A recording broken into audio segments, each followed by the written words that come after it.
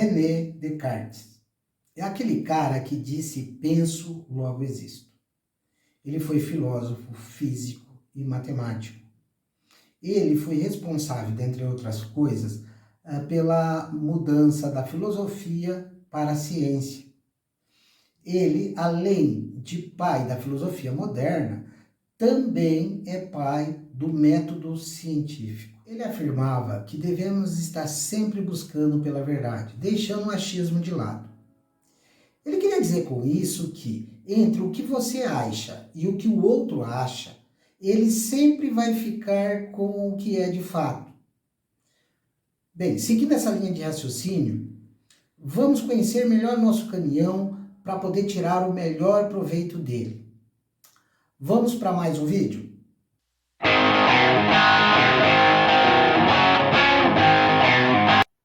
Entendendo os princípios da combustão interna do motor. Por que nós precisamos de estar entendendo isso? Porque lá na frente, quando nós quisermos nos aprofundar mais nesse assunto do motor do caminhão, nós precisamos antes ter entendido esses princípios básicos da combustão interna do motor. Do motor do caminhão, nós precisamos estar entendendo esses princípios para lá na frente a gente entender outros conceitos, entender como que funciona o turbocompressor, entender como que funciona o torque. Nós precisamos estar entendendo esses princípios para lá na frente a gente entender outros conceitos, entender como que funciona o turbocompressor, entender como que funciona o torque. Nós precisamos estar o que é a diferença de torque, potência, tá? Lá na frente a gente precisa de ter estes conhecimentos agora para a gente poder estar entendendo melhor lá na frente. Bom, aqui eu quero apresentar para vocês a tríade do fogo, o triângulo do fogo, tá? Isso aqui a gente precisa de entender o princípio do fogo, né? O que compõe o fogo, por quê? Porque o motor lá do caminhão, a potência dele depende do fogo, da qualidade do fogo que está sendo gerado. A potência está ligada diretamente à qualidade do fogo gerado no motor. Então, para a gente entender a eficiência do motor, nós precisamos, de antes de mais nada, entender o que é o fogo, como que o fogo é constituído. Então, o fogo, para a gente ter o fogo, nós precisamos de ter esses três elementos aqui. Nós precisamos ter esses três elementos, que é o oxigênio, essa perna aqui do triângulo, o oxigênio. A gente precisa ter a outra perna do triângulo, que é o combustível, e precisamos de ter a outra perna do triângulo aqui, que é a ignição, né? A fonte de calor. Precisa ter uma fonte de calor para startar o fogo. Mas antes da fonte de calor, nós precisamos de ter o oxigênio, precisamos de ter o combustível e precisamos de ter a ignição.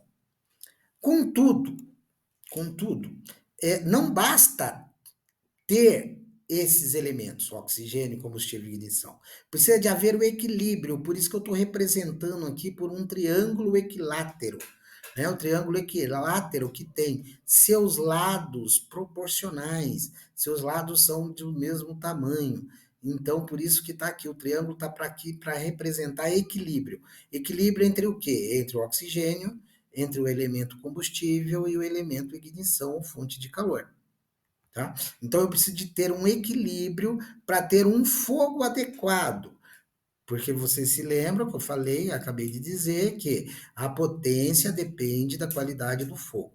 Quanto melhor este equilíbrio, melhor será a qualidade do fogo. Com a qualidade de fogo melhor, eu vou ter mais potência produzida. Tranquilo até aqui? Bom, eu posso não ter uma mistura equilibrada, eu posso ter uma mistura pobre. O que é essa mistura pobre? Essa mistura pobre é quando eu tenho muito oxigênio e pouco combustível. Apesar de eu ter uma ignição adequada, uma fonte de calor adequada, eu não está adequado o equilíbrio, né? Não está havendo equilíbrio entre o oxigênio e o combustível. Tem muito oxigênio, pouco combustível. Então, isso aqui a gente chama de uma mistura pobre. João Paulo, e daí? E o que, que eu tenho a ver com isso, né? Então, na prática, o que está acontecendo lá no motor, na prática, quando eu tenho esse desequilíbrio?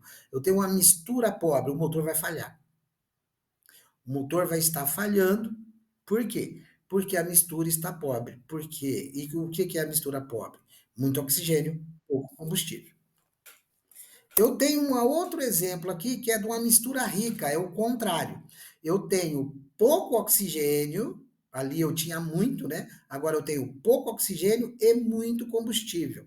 Apesar de uma ignição adequada, não há o equilíbrio, então eu tenho uma mistura rica. Na prática, o que, que acontece? Esse motor, se ele for um motor a gasolina, por exemplo, ou a álcool, ele vai estar afogado, né? Se alguém já ouviu esse termo, né, motor afogado, é isso que está ocorrendo. Ele está com a mistura rica, ele tem pouco oxigênio, muito combustível. E aí ele não vai pegar. Simplesmente ele não pega. Você vai ficar insistindo ali, o motor de arranque vai girar, mas o motor não vai pegar. Por quê? Porque ele está com a mistura muito rica.